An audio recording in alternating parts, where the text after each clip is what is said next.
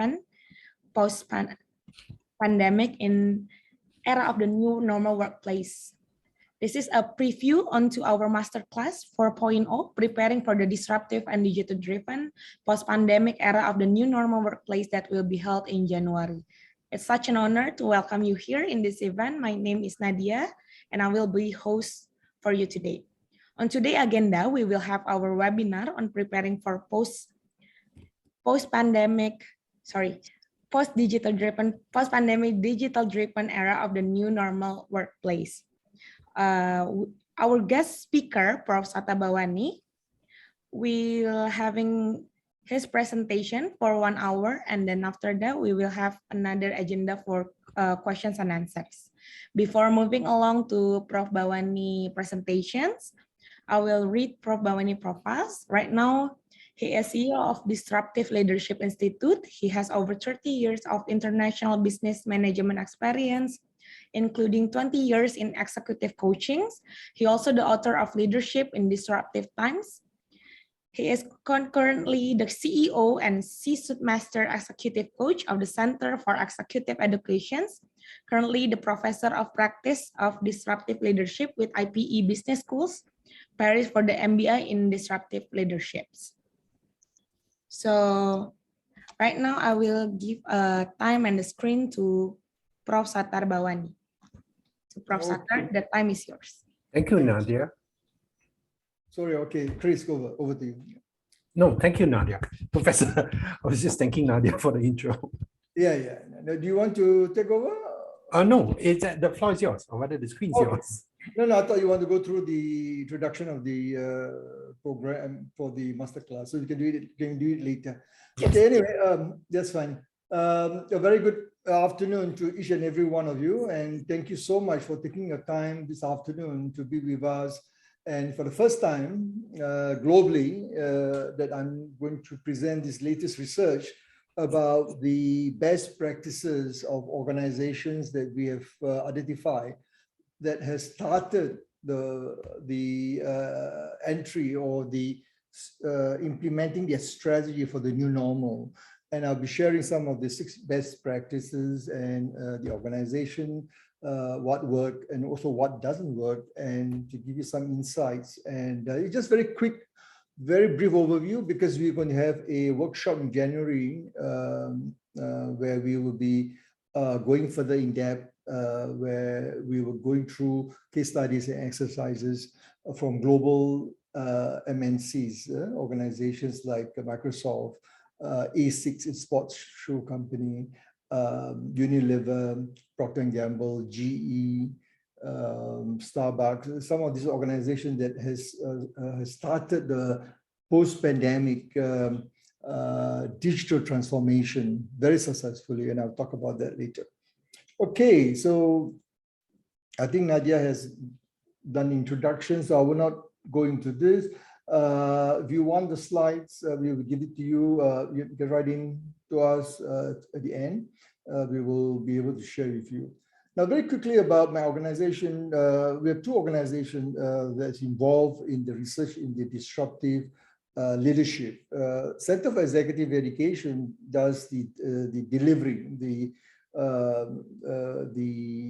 facilitation, the what do you call that? The intervention, delivery intervention. But the research is conducted worldwide by Disruptive Leadership Institute, which is a joint venture between CEE and iGroup in New York, where iGroup is a global information services like Reuters, LexisNexis, where they conduct research information. So together we have offered this series of solutions globally during the pandemic. It was formed during the pandemic itself. Okay, so I won't go too much about that. And today's program, just like any other program from our, I hope all of you can hear me well. Is it okay? Yeah. Okay. All our programs that we offer, including the webinars, and we have a lot of webinars over the last 18 months. It's available free to all of you. You can, have access on the YouTube. You may have received the links, through the EDM and through WhatsApp that I've sent. You can download, and all these programs that we develop, white papers, articles, and so forth, videos, based on published research on leadership best practices. The latest report that we have published is the one on the extreme right, the trend in leadership executive development, was published in the US, where I'm one of the 6 co-authors looking at some of the best practices, leadership development strategies for the post-pandemic. What are some of the competencies which I'm going to share with you? And the one on the extreme left is the latest quarterly research that we do for a global client. And this is where I'll be sharing some of the latest best practice that organizations have been successfully implementing in the post-pandemic. Yeah, so more on the last 6 months research. So it's quite recent because the new normal, I think, is what Chris, the new normal. We've been talking about this since May last year, in the pandemic. Just to give a quick introduction, on the 31st of May, sorry, 31st of October, 30th of October, it's not 31st, 31st October, the WHO announced that the number of deaths, phenomenal, 5 million people have died because of the pandemic. When I started doing research on January 26th, when I was writing my book on digital transformation, and the publisher was asking me to look at the possibility of disruption. But the title of my book is about, the second book is about leadership in disruptive time. So they were looking at what are either other crises that would have an impact on lives and livelihoods, on business and so forth. And for the first time, the Chinese, government locked down Wuhan, which is, a population, I can't remember, I think it was 11 million, but the province, it was 16 million. They closed the whole province. That was very, very unusual. I mean, very unprecedented. I mean, it is unprecedented. And I was asked to do research. So when I published the book on 31st of July, exactly on that day, it was 10 million. Can you, sorry, 10 million infection, 10 million infection and 150,000 deaths. Today, there are 5 million and 250 million of cases. Can you see the exponential growth? It's phenomenal. Phenomenal. Of course, the worst is sometime during the third quarter of last year, where the pandemic at its peak, and in Europe and then in US to the end of the year and early this year, the US was very badly hit. And it's not over. You're going to get, and I will tell you, my research have shown through my discussion with contacts and researcher at CDC, WHO, DHS in UK, NCIB, NCID in Singapore. So we look at all the various, what we call the data about the virus. So it's mutating so fast. And there's a lot of unknown. This is really a VUCA event. It's volatile. The way the virus spread is uncertain because we don't know when it's going to end. It's very complex because although we know about SARS, we know about coronavirus, been around for many years, but this time around, this SARS-CoV-2 is very, very, very different. Never they've seen this before, and up to today, nobody knows exactly when it's going to end. And I don't think it's going to become, in one of the topics I'm going to talk about, it's going to become endemic, because this is like flu, like TB, you have to live with it.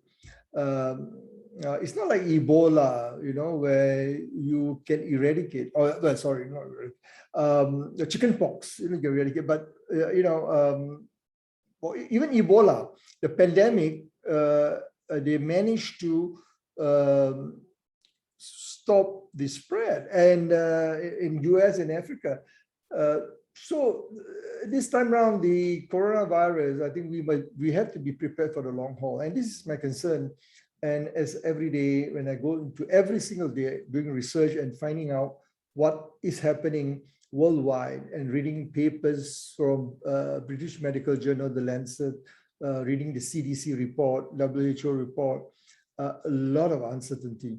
A lot. So it's really a VUCA event. So what can we learn as organization, as leaders? This is what our research is, talking to CEOs, our client in US, in Europe, in Asia.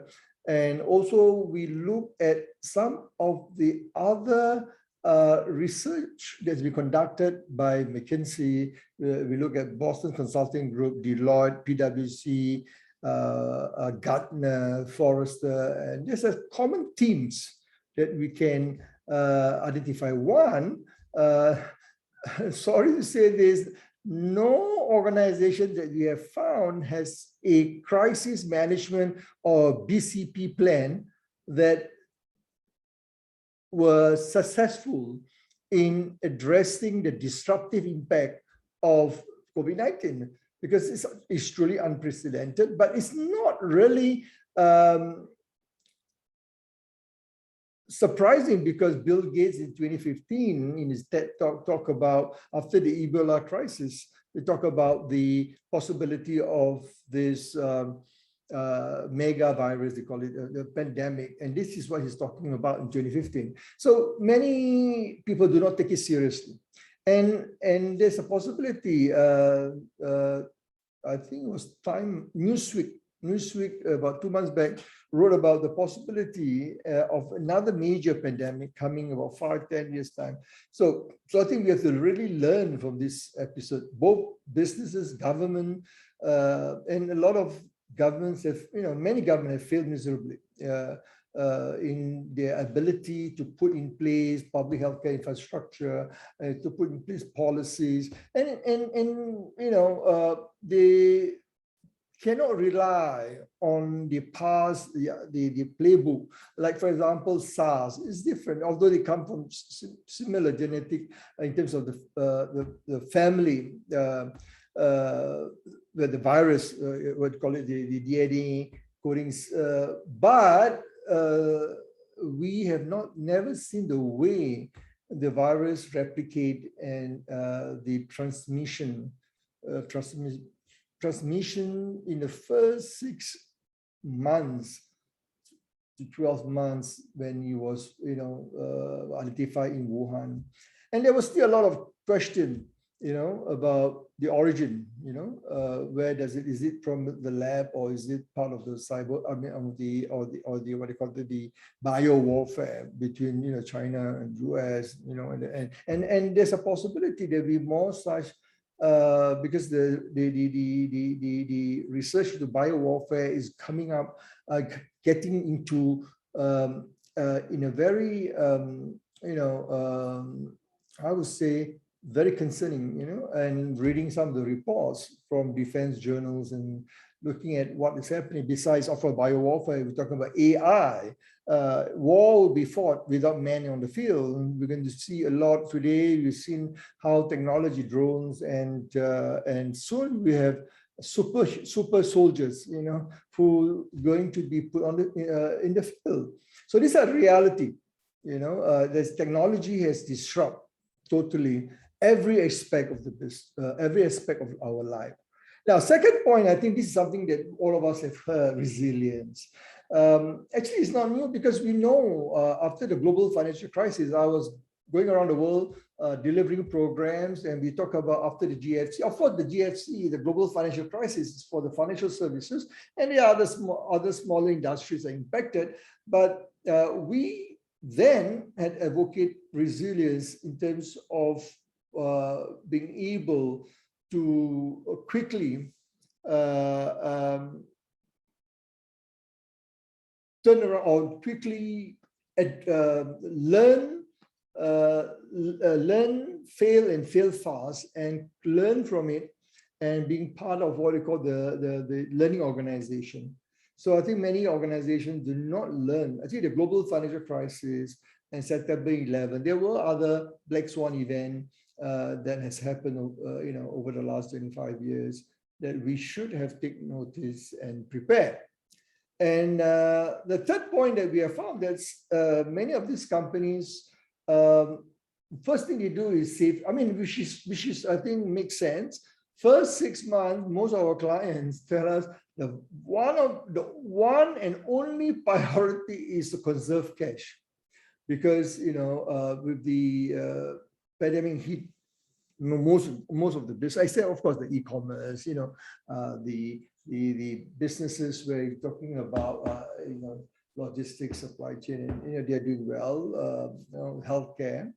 But by and large, a lot of companies after the first 6 months, and they're trying to adjust and trying to look for the new normal. There were plans in some country was expecting in July, August, third quarter last year. And I said it and I published it. I said, I do not believe that the new normal would be realized earlier than June, second half, or June, July 2022. The reason because everybody was hoping for the vaccine. That was last year, December, and vaccine from Pfizer, from AstraZeneca, Oxford, then Moderna, and the rest. But I make it very clear then when I was interviewed by a radio station in the US, and they asked me, so with vaccine that Pfizer have announced, so what do I think? I said, vaccine doesn't help. It's vaccination, and the vaccination itself is a challenge because you're talking about a very, logistical nightmare. And especially a country like US, you see different states have different laws. And, Anthony Fauci, the President Biden advisor for COVID-19 task force, has having difficulty because different states do their own stuff. So you cannot go back to your old ways. So you need to disrupt your thinking. And that's why we talk about the last point is what we have found people like Starbucks, like Satya Nadella, Microsoft, when we look at Unilever, Procter & Gamble, BP, British Petroleum, GE. So what is interesting, all the leaders who's been able to put in charge of addressing this issue of the disruptive impact of the pandemic and how to get them back into the recovery phase, they all show a set of competencies. What in my research and my book, I talk about disruptive mental agility. And this is very important because you need to reinvent your way you think. You need to reinvent your customer strategy, your innovation strategy, and how do you then bring the company not only to survive but to thrive. And that's the challenge, because we have not seen many companies who are able to do that, successfully. But as I said, there are few, and the worst is the SME. And there's no success story I can share. Many SME have folded up. Singapore, we try. I think the government has done a marvelous job in trying to provide support. I'm not sure the number. I'm not sure the number of companies that have folded up, but it's quite significant.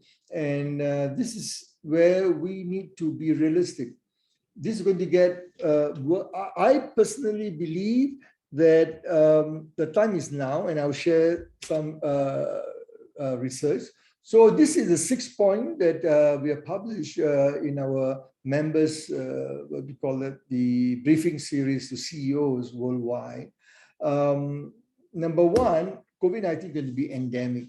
Now, when we look at last year, all countries were looking at zero strategy. In other words, how do we bring down COVID to zero, the endemic? which is the strategy in Europe, in New Zealand, Australia, China especially. And today, China, as of last 2 weeks, China was the only country in the world that were focusing on zero transmission strategy, as opposed to treating the pandemic as endemic, meaning that it's like flu. Every year you go for the flu shot, there's new mutation, new variant. So this is what COVID-19 is going to be like. And this is the reality. Mask is going to become common. Even you are vaccinated, the vaccine will not last you more than 1 year. I mean, it will, over time you will wane, you become less effective. So I just went this morning for my booster shot, and I was talking to the doctor, and it's possible that every 6 to 8 or even 8 to 12 months, we're going to do a booster. We need that. And because the vaccine, the COVID-19 is going to continue to mutate. And from what my discussion with some of the doctors, epidemiologists who are doing research and papers that I've read, a lot of things still unknown about this virus. Yeah. And then the second thing, that what the new normal you can expect, that all customers will demand. I mean, customers going to demand solutions that's competitive, that is, better, more, even more cost-effective. So the question is, technology is the enabler where you can use that to be able to transform your organization, and you need to generate those innovative solutions. Third, it's about VUCA. I mentioned just now, the volatility, uncertainty, complexity, ambiguity, and this is going to remain. Especially what we have found, that the demographic shift, of course, we believe that organizations need to respond. Even the climate, that's why we heard about the ESG, environmental, social, and governance. A lot of companies are putting beyond CSR, corporate social responsibility, and to put in place strategy to address that. So this is a reality. Fourth, hybrid working is here to stay. What is hybrid working? Hybrid working basically means you have some of your staff at the office, some of the staff at home, and then you switch them around, as opposed to what we have during circuit breaker or during the lockdown, where we have remote working from home or work from home, WFH. I am not a fan of WFH. Even before COVID, I'm talking about. I always advocate, before pandemic, WFA. In my book, chapter 10, I talk about the benefit of WFA, work from anywhere. Because I used to do that for many years, for 25 years. Whenever I travel, my best place to do my thinking breakthrough solution is at the beach or at the pool. So it can work anywhere as long as you have the connectivity, network into your servers or whatever. Hey, Bob, sorry to interrupt. We have one question. Yeah, go ahead. Yeah. From Jess. Yeah. Jess, go ahead. Do you have a question? Sorry, I accidentally pressed. Sorry. Okay, go ahead. Sorry. Yeah, so I was saying that about hybrid is going to here to be, so we need to be prepared. And I will talk about the solution later. And then number 5 is very worrying. What we have found that a lot of people are suffering stress, burnout. There are suicide rates worldwide. Singapore is not so bad, but there are.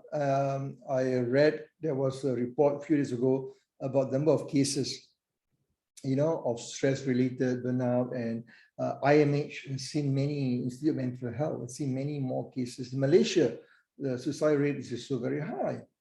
And lastly, the leaders. And I'll talk about that solution. All these are the reality, that the challenges that the new normal is going to pose.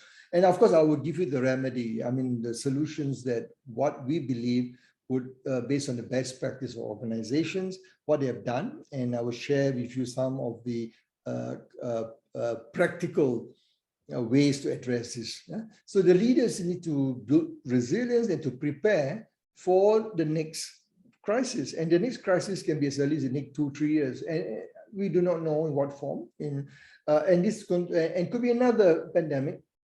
But the question is, can we learn, build the resilience, and develop the mental agility to be able to bring our people together and bring the organization, as I said, to thrive, not only survive, but to thrive for the future. Okay. And when is the new normal? Interestingly, the latest research by KPMG CEO worldwide, the response, majority of them believe is 2022. This is what I've been talking about this since last December, going through talking. When I do a lot of this webinar because of my book tours virtually, and I ask CEOs, CHRO, and some of the business leaders. Most of them anticipate end 2021, 22, and the airline industries and travel tourism will be 2024, 25 before the pre-pandemic, or we will never recover like pre-pandemic. But the reality is that when the survey was done in March 2021, in Asia about 6%, globally nearly one third. So in other words, 1/3 of the CEOs globally believe that by 2021 December, sometime January to December, we will have a new normal. But the reality is that you look at Delta, what Delta variant has caused for business. So that's one source. So which is aligned to my research, which is my team believe that it will be not earlier than the first half of 2022, because it will take time for some of the policies to be in place and the legislation and relevant legislation and so forth to support the business. Another research by Pew Research Center, which is very established in the US, we're looking at 2025. Now, again, depend on the industry, it varies. But the reality is that they believe, based on the research worldwide, talking to experts in various fields, whether medical or the technology side, and try to understand that 2025 is where there's no doubt we will be new normal, and that's where the technology will drive the business. And because of the technology itself, it's a double-edged sword. It's technology supposed to enable you to be more efficient, to be able to drive the organization, but technology also means that there is a gap, skills gap. There'll be more challenges, and organizations may not be able to prepare. And we in Singapore, we are very fortunate in the sense that the government provide a lot of infrastructure, support, training, putting in place, even through the education system and so forth. But not many countries worldwide has that, So even today, you look at the vaccine inequality, you look at the new normal, WHO, do not, well, because of Africa and some parts of Asia, where the poorer country do not have access to vaccine. So the question now is, there's a debate. We should not be talking about booster shot. We should not talking about, further, vaccination. When those countries that reaches 70, 80%, they should be looking at helping the poorer countries. So this is a big issue, on the vaccine inequality. And WHO, and for the Chinese, is involved very strongly in trying to provide their vaccine and to get goodwill, worldwide. And but there's a reality. But I think because of that vaccine, and because of the mutation, because the challenges that we can expect, so Pew Research was looking at a longer time frame. And then the same KPMG survey, CEOs asked, so what is critical? What do you need to do? Number one, everyone put right at the top is to put investments in technology. Now, the accelerated, the board has to approve, the CEOs and the CIOs have to go to the board and get the investment, and to ensure that you are ready, you have the infrastructure, and you are able to deliver the solutions to your customer. And one of the challenge, I was reading reports of the CEO saying that one of the challenges, of course, because during times of crisis, you need to conserve cash, and boards, most of the boards are very conservative. But this is time that you need to build the infrastructure, you need to prepare. When the competitors are not doing, you should take advantage. But technology investment is going to be critical, absolutely critical. And 69%, but nearly 70% say they're going to invest more even before the pandemic. So in other words, these are the CEOs who understand the importance of the role of technology. So in my book, when I published it at the end of July, because we were looking at two aspects, of course, the disruption of COVID and the disruption of Industry 4.0. At that time, of course, the automation, AI, robot, or now we have called cobot, C-O-B-O-T, which is collaborative robot. And of course, we have much more sophisticated machine learning, general machine learning, and so forth that has gone into corporate, to companies before the pandemic. But the pandemic, the COVID-19 accelerate, and many leaders do not know what to do, and they do not know how to go about. They know they need to do something. In other words, they know I got a problem, I need to find a solution, but the biggest problem is they do not know what to do. So it's the knowing, doing gap. Knowing, doing gap, and most of them, yes, through media, they read a lot. And most of them come back to, when I was talking to some of my clients, yeah, we know that we need to do, we need to come up with, the different policy. We need to look at cybersecurity. We need to look at employee well-being. But the question is, we've been doing that. So what is different? So they do not know how to address. So they know the challenge. They know they need to do something, but what we call the knowing, doing gap. Singapore is the first, I would say, not the first country to move into from a zero transmission strategy to what we call the endemic, or we use the word resilient. PM Lee Hsien Loong on October 9 announced on the Saturday. I don't know why you choose on Saturday. I was very surprised on the Saturday. Literally on a weekday he announced and about the transition. At that time, the number of cases, is going down. The community cases are, increasing. And I wrote an article on the 9th, the same day after, in the evening, I published an article. You can go in LinkedIn, and about Singapore's strategy, why could be successful at that time. But over the last 2 months, October, November, I would say about 6 weeks, I found that a lot of problem, and PM acknowledged that during the Bloomberg Forum, that there are, of course, a lot of things that we still need to do step by step.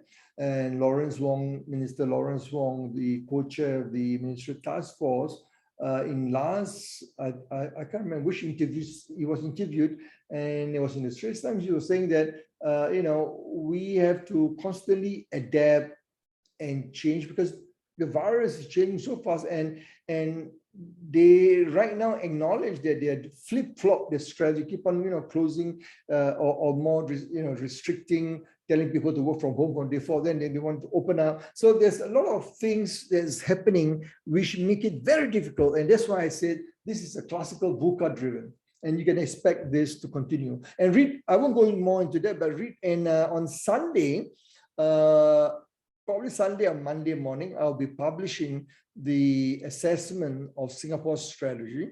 So look out for that. Certain parameters, certain benchmarks, where my team in the US and myself and a few others have identified as critical for countries, nations to be able to put, or governments, institutions to put in place a strategy to be able to, from zero transmission into endemic. And I do not know right now how Singapore score, because I've not seen the comparison. My team has done the comparison, but I've not seen the result. But I think we did not fare like many other countries. We do not fare well. Europe is they started, but they are struggling. Now the number of cases in Germany, You look at Denmark, we have a VTL, vaccination travel lane with Denmark, and then, we're supposed to be able, Singapore is supposed to be able to go in there with a quarantine. Suddenly the EU remove us, put us at the category. Singapore is in a very bad, situation where, they reimpose the quarantine requirement. So it's very difficult because, but I must say our government is quite, I believe PM, strongly believe PM is handling, involved, through my discussion with some of the, in the ministry and some of the other parties involved. I think this is something that PM take seriously, and that's why he's holding on. Of course, Singapore, we will know, he expect at least 3 to 6 months. He used the word 3 months. You can see there in the what do you call it? In this the press. October, November, December. So at that time at least. So I don't think so. I don't think so by the end of December or even January. As I said, my own research is July next year, beginning of second half of next year. But read up, it's very interesting. A lot of data, and I put in a lot of research information.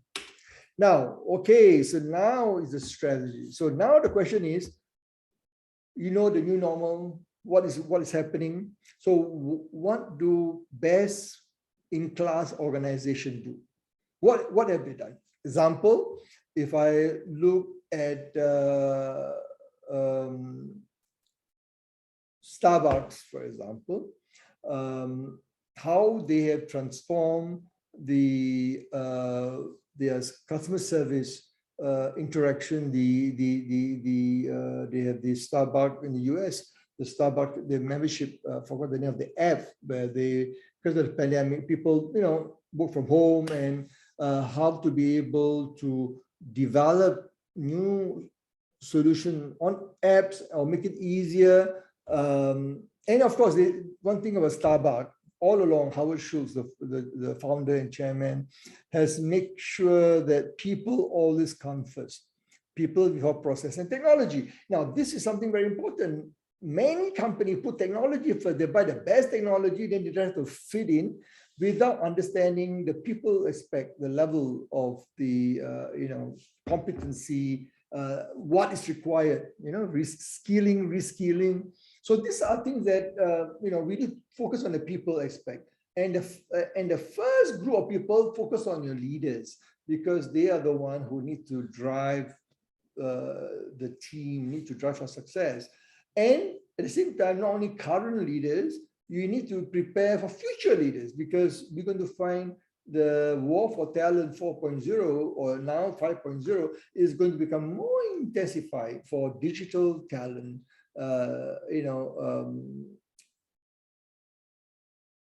Coaching, or you already started organizations, looking for good people. So you need to ensure that HR, your HR team are ready now, not wait, now, to get this put in place. The talent management strategy.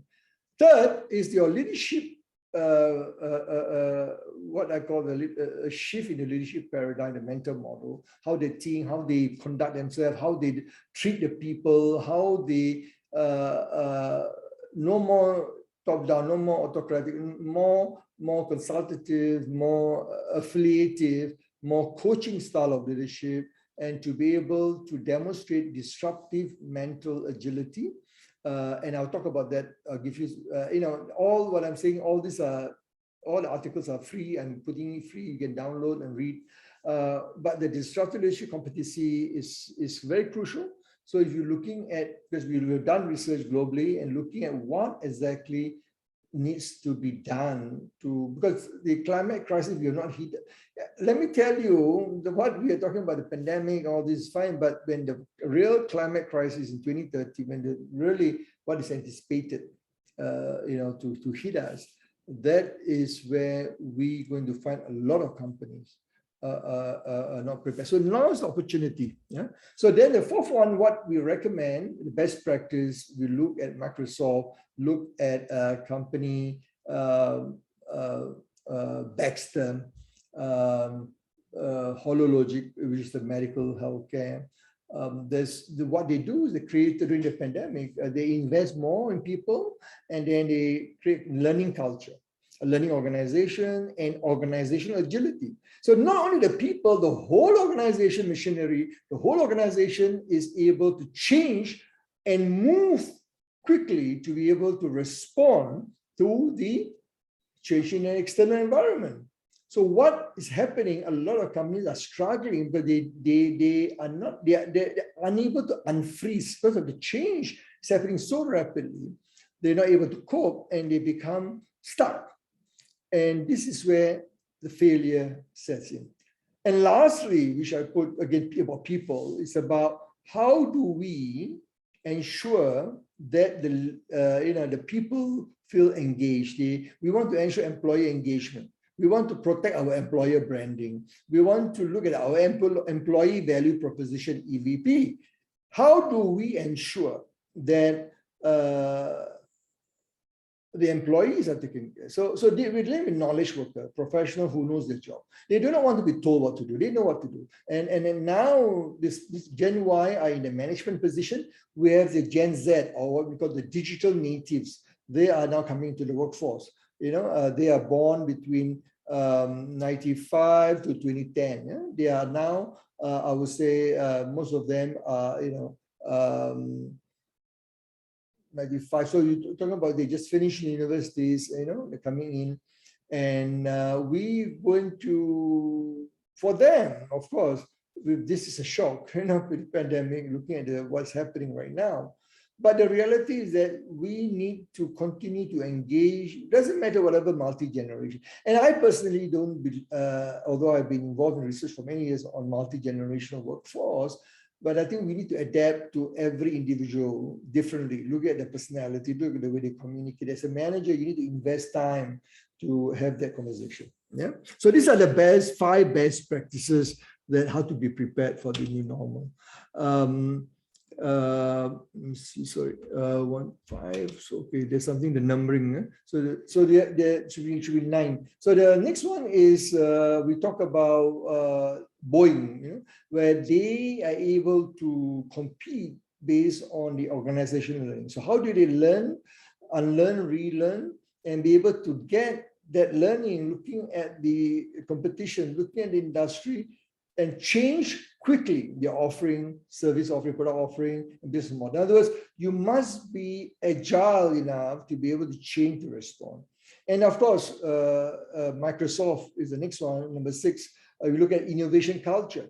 And in Microsoft, Satya Nadella, the 3rd CEO of Microsoft, which is far much superior, better than Bill Gates and Steve Ballmer, second CEO. When he took over in 2004, the company market cap was 346 million US. Sorry, 346 billion.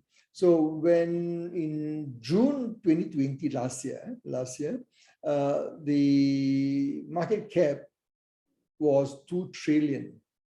So he has phenomenally grown the company. And why? Because he was looking at the Microsoft has missed a lot of opportunity to go into new product like the cloud, for example. Yeah, because Google was controlling, and then you have Dell and others.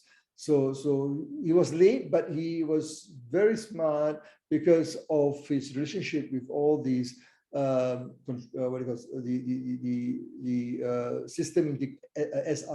integrators, which does the API, application protocol interface with different software. So Nadella is the engineer. He's a career engineer from Microsoft for 30 over years. So he knows the business, he knows the industry, and he knows what the customer wants. And he makes sure that the staff spend time with the customer. And one of his mantra is about, he himself called the customer, talk to the customers. And number 7 is what I mentioned. We all know we have to work from home. We need to work. Some people need to work from office, but you need to be present on location. But what has happened that many companies fail to develop a clearly defined hybrid working policy. One of in UK, let me tell you, some of my clients in UK, they're all waiting for the government. You see, it's typical in many Asian countries, waiting for the government to take the lead. Because Singapore, we don't. I think I would say, by and large, many companies take the action. Coming out with policies. Singapore government came out some MOM come out with recommendations to manpower about how do you make sure those work from the office, how do you rotate, and then how do you make sure the office infrastructure is rearranged. So what is a good company, a very best practice is a company called NatWest Bank, which is National Westminster. It's a government-owned bank in the UK. NatWest was very interesting. Everybody was waiting, all the GLC, even the private sector, waiting for the government to come up with some ruling or some guidance. They waited for 6 months, nothing, and the people are quite frustrated because what should I do? If I do this, do I violate the statutory regulation and so forth? So they take the initiative. NatWest take the initiative, come up with a very hybrid policy, working policy, which define what are the needs of the employee and the business, but we need to have a balance, because not everybody has to work from home. I don't think everybody should work from home because some function need to be there, like IT or some of the warehousing, and certain function need to be physically present. Yeah. But how do you be fair to those people? How do you ensure they do not miss out on communication? They do not, you provide them the same opportunity. Yeah.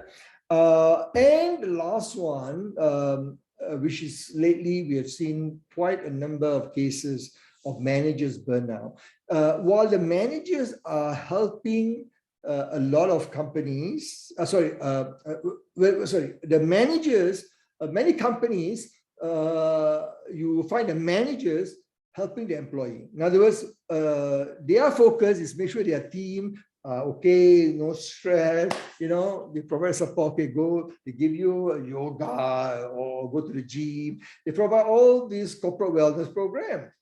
But they themselves, this is what I've seen some of my coaches, some of my CEOs that I've coached, and some of the other C-suite leaders, they are suffering from burnout, and because they do not take care of themselves.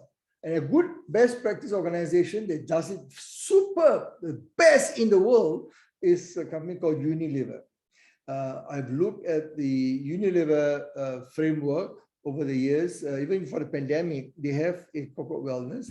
But during the pandemic, what they've done exceptionally is they not only provide support for the employee, they go out to make sure that working from home, that every single dependent are supported. In other words, if you are,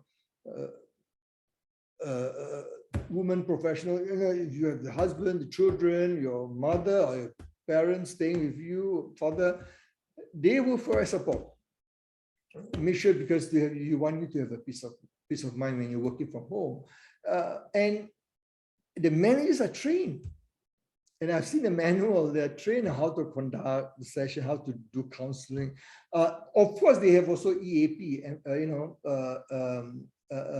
employee assistance program to provide to the employee when they need.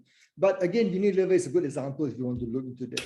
Okay, so what can you do? I've talked about the best practice, the case studies. Now, there are certain skills to do what I just recommended. Certain values, certain competencies is required.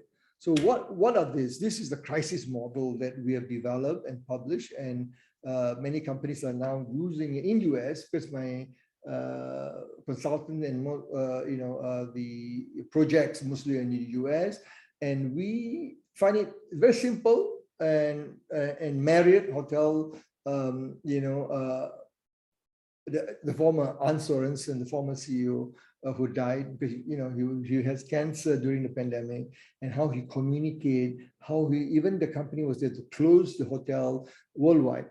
but he go to the town hall, he articulate, communicate. He was very sick. He was in stage 4. He was dying, but he faced the employee and take them and explain, because people trust him. There's a trust, trust-based partnership. So communicate, listen, be empathetic, and be purposeful when you have crises. And there are going to be more crises. There are going to be more crises. So you need to be able to do it well, and the staff need to trust you. Second, be resilient. I talked about that earlier, resilience, how to be able to bounce back, how to be able to support the people, calm, compassion, and reflect. Every day I recommend, when I was coaching some of this during the pandemic, to ask the coachee, the CEOs to reflect every day, not once a month, not once a week, every day. When you go back, what happened? What can I do better? And then the third one, the crisis, in crisis, the intelligence. How do you use big data, AI? And I also stand for intuition. Now, you may not necessarily depend only on the AI and all that, or on the big data analysis. Sometimes you need to use your own intuition sometimes. So you need to have a balance. Also, the S shift, the mental model, I talked about that just now, disruptive mentality. And I, inspiring, I talk about trust. Okay, how do you be courageous to face the employee, persevere, and show them that you walk the talk, you are there for them. And lastly, which we are talking now, set the recovery path. Many companies have not done that. They may do well during the pandemic, but because they don't know when is the new normal, so many of them do not able to answer the question for the employee where we want to go or where should we be heading. We know where we were the last 18 months. All of us know that. So next 2 years, 3 years, the new normal. So what are we trying to accomplish? And that's why I think many companies fail miserably. They're not able to put that in place. Again, I'm not going to go into the detail. These are the competencies. I talk about the disruptive leadership competencies. You can get it free. Go to the website. There's a link. Then go to the articles section, articles. I set it out everything on LinkedIn, so you can just download and you can view. I publish a lot of the article under the human resource in US magazine, which they make it available online free. Yeah? So let me just sum up. Key takeaway, what I think is already 4 o'clock, but we started a little bit late. This is what my recommendation. Number 1, act now. Now, have a deep sense of urgency. There's no room for complacency. Now, how do we ensure that our people, our team, our board, and in Malaysia, I'm talking to a lot of boards, I'm trying to get them, and the CEO is using me to talk to the board as an independent person to make them shift. And recently I did for Sun Derby, the whole board and the CEO and the what do you call it, C-suite all come together. There was an October last year, this year, October 22nd, where I get there for 1 whole day. I cannot fly in. They wanted me to do face-to-face, but I get somebody, one of the HR facilitator, and so I was conducting it through virtual. And the CEO is very gung-ho, wants to get it done. Unfortunately, the board, need to be I use the word educate. Why they need to take action. So again, not only the GLC, but even the private sector. So people need to have sense of urgency. Next, I talk about customer, because I think the customer-centric digital revolution, the transformation, digital transformation, start with the customer. So go to your customer, understand them, and the company that do this very well, excellent, is Microsoft. They really spend time and talk to the customer, really understand what, Satya Nadella himself.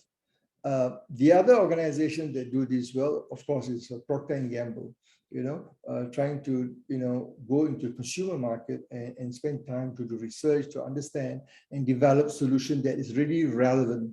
Number 3 is focus on the employee. As I said, Starbucks is the best example. And of course, Unilever, because they focus on employee, make sure their well-being, taken care, mental wellness, result in higher employee engagement score, better employer branding, which means that retention, people will remember, want to stay, and they attract the right talent. So it's very important to ensure that your people are happy. And one of the things you need to do is to provide them a development opportunity. As I said, corporate wellness is very important, and other things that are important to them. Could be sabbatical leave or whatever. So you need to understand your employee preferences. And lastly, let me say this to all of you.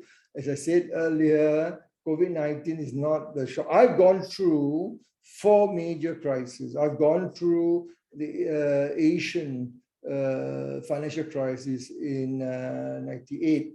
Yeah, I've gone through the .com crisis, which is not as bad, but we have SARS, then we have the GFC.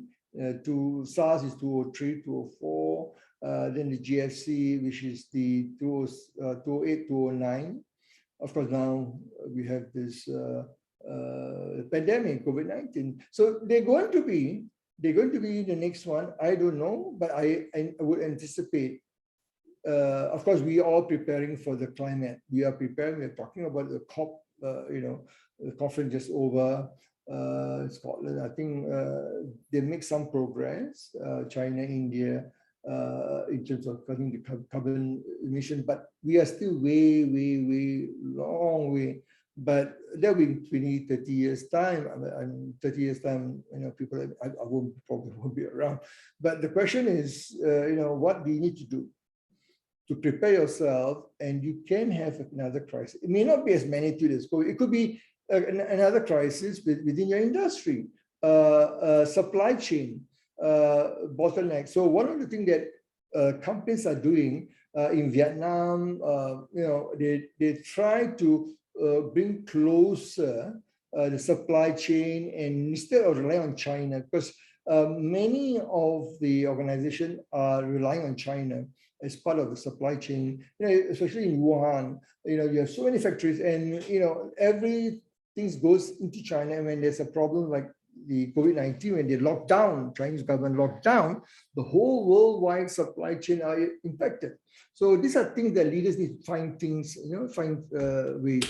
Okay, so I will give you some free stuff. I mean, for those of you who have a CEO, if you want to, I offer consulting, coaching session for CEO, and the CHRO can join, but the coaching is for the CEO, not the CHRO, to ensure the leaders effective. There's a link there. You can go to my LinkedIn, Sata Bhavani, just type. You have all my articles and all the, this offer, free consulting.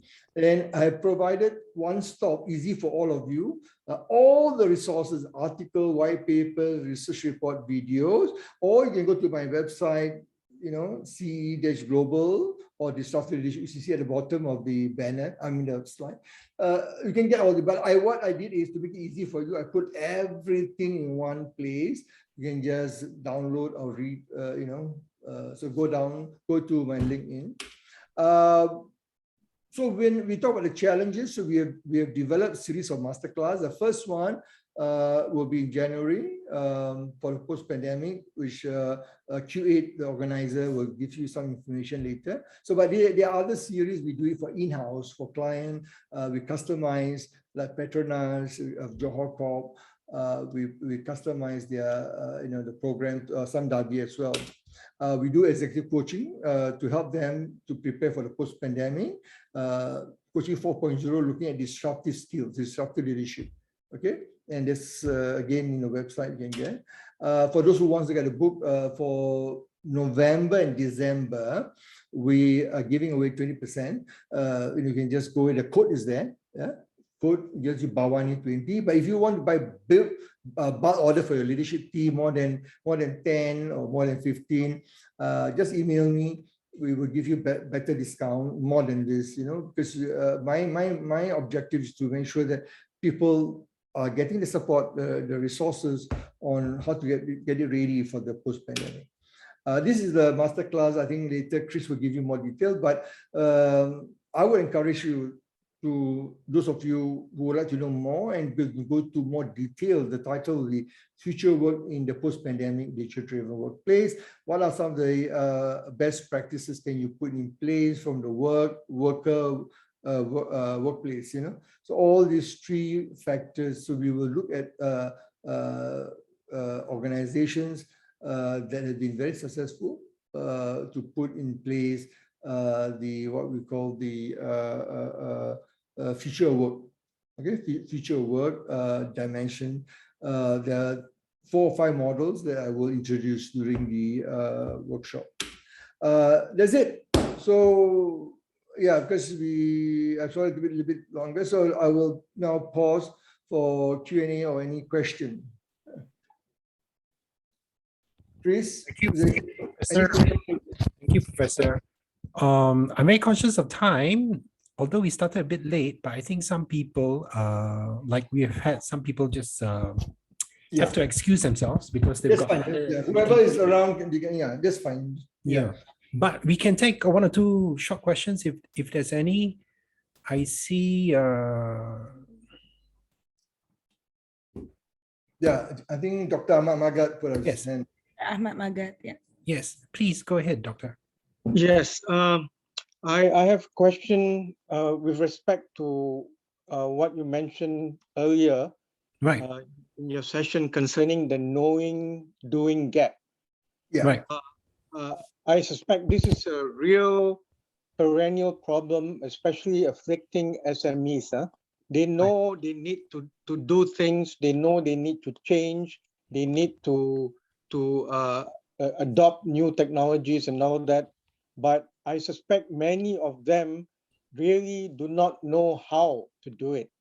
So how do we encourage such organizations to take the first step in order to be aligned with this ever-evolving change that we are facing currently? Like what you said, in this VUCA environment where things are just continuously changing, nothing is static. Yeah, no, I think, thank you, Doctor. One of the, I think the SME has been very badly. I think we have not seen the worst of it.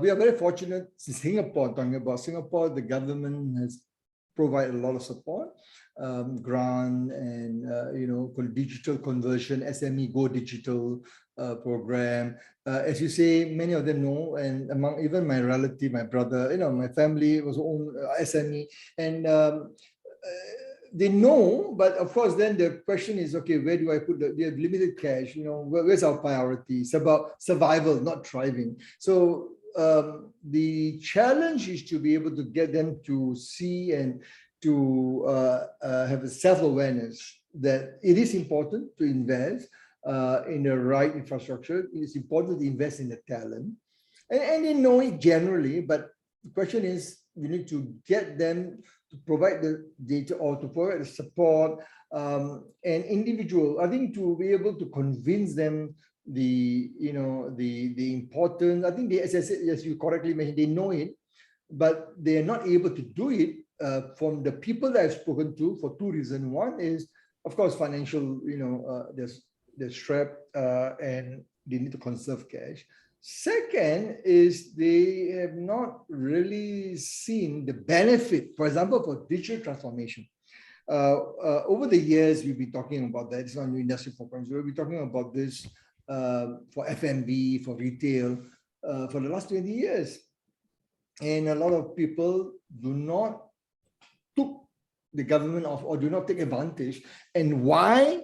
Again, this is a question of complacency. I mean, well, like one of my relatives running retail is that, why? I'm small business. I'm doing happy. I got this revenue. Oh, okay, my regular customer. Why do I need to put a ERP system, a software, retail to manage my inventory? I mean, we got the old way of doing it, and they are happy with it because it's their mindset. And how to change it, I think the chamber is doing a good job. I know the Malay chamber. I was invited by the Indian chamber. by Dr. Montessori chairman and CEO, and I did a program in February for them. And when I was listening to the dialogue, asking questions, and they would tell, yeah, they know it, but you're right. But they say, look, we have other priorities. So how to change is about getting them to see the value proposition of why, or the benefits, the business case, and what they can achieve, a benefit in the long term. But I think many of them are still SME, depending on government. And government Singapore are giving, I think, to best of my knowledge. Of course, they can do more. But the question is, this is indeed a problem, Prof. Are you still there? Yeah, I'm here. Yes.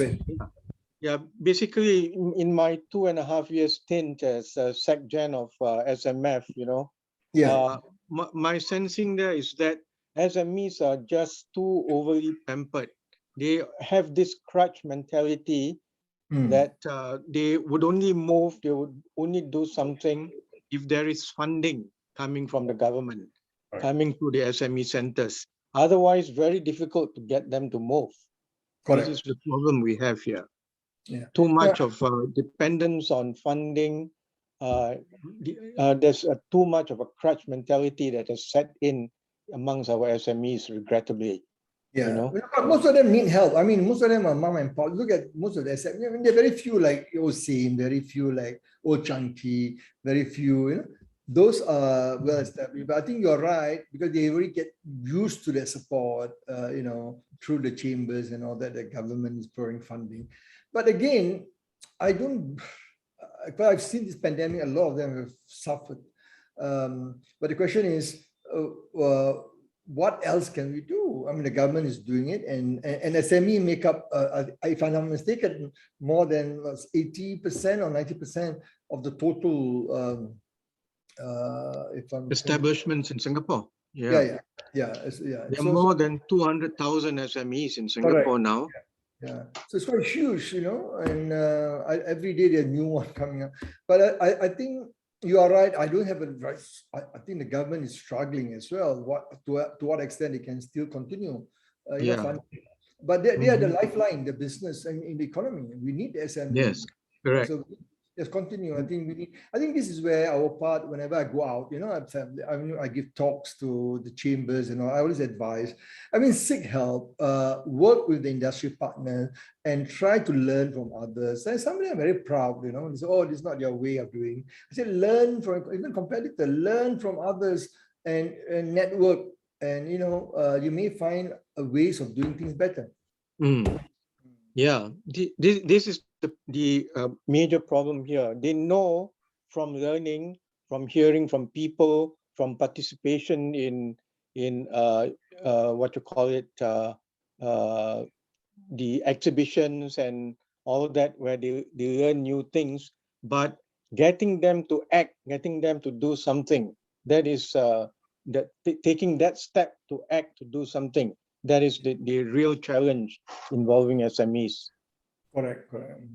Yeah. Very good, Doctor. I think with that, it's that's the gist of it, right? Getting them to act. So correct. With that in mind, I'm conscious of time again. Don't want to hold anyone up. We'll be sending you the detailed PDF brochure of the program that's lined up this January with Professor Sata. I think he's dropped us a lot of bombs, a lot of gems in his last hour to think about and act upon. Now, I know he mentioned their free stuff. I hate the word free. Complimentary stuff. Yeah.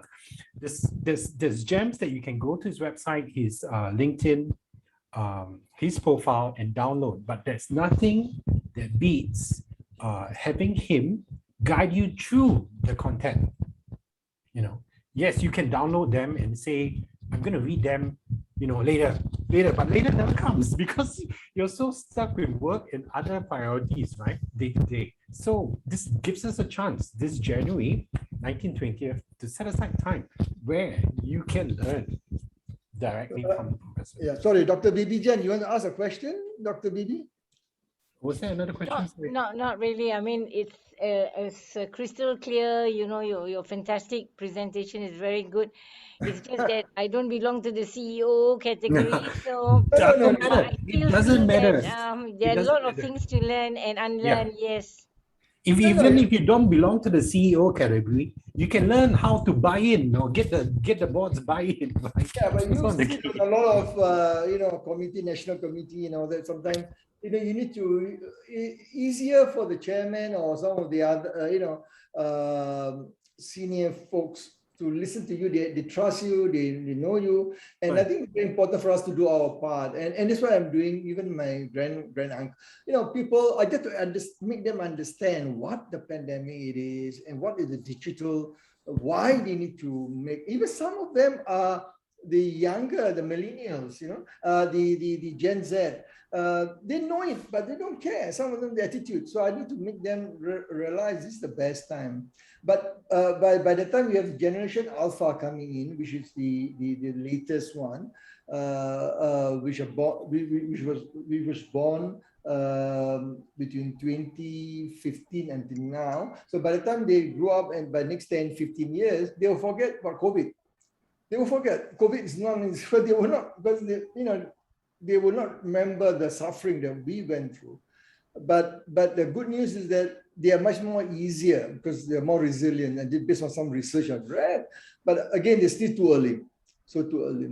So for leaders, HR and professionals, CEOs, I think it's good.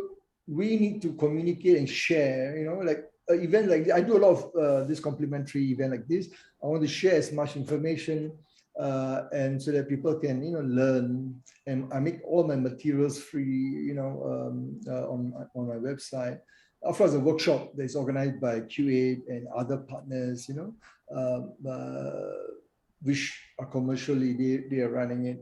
So, but I'm prepared for charity organization. If you have charity, I know Bibi and Dr. Ahmad Magan, Dr. Bibi Jan, or any one of you have charity, I'm prepared to do, on gratis because it's part of giving back. So I have no problem. Yeah. Okay, I'll book you first. Thank you, Professor. Very Thank magnanimous. you, really. It's such a enriching and very informative sharing, because I do agree with you. I work with kids, I work with teenagers. I think many of us, not just kids and teenagers, even adults like us, sometimes we are in the state of very ambivalent, not sure what to do. We are not. I don't know whether are we numb, are we experience numbness, or are we just having this bochap attitude? And and if you talk to them, they will say we are so kanchong. So again, it's all about perception. Yeah, Right. You're right. Yeah, I can tell you. Yeah, I got through. Okay, so thank you so much. So Chris, thank you so much for all of you, for those of you who are still here. Jess, Thank you. No, to take your time this afternoon to join us, we really appreciate that. It's been very good. Yeah, inshallah, very productive. Okay. So watch out for the video of this. We'll upload it onto our socials, and I'm sure Professor Sata will also upload it onto his channels, which we'll send to him. Regrettably, we could not go live with this, but I'm very sure. I mean, that's the whole gist of our premise. We curate our content and material first. So we'll see you in January. Okay. 1920. Thank you. Thank you very much. Thank you again. It's so generous of Prof to share. Yes, and indeed. make it accessible and available to everyone. Thank you. Yes, indeed. Assalamu alaikum. Thank you. Thank you, everyone.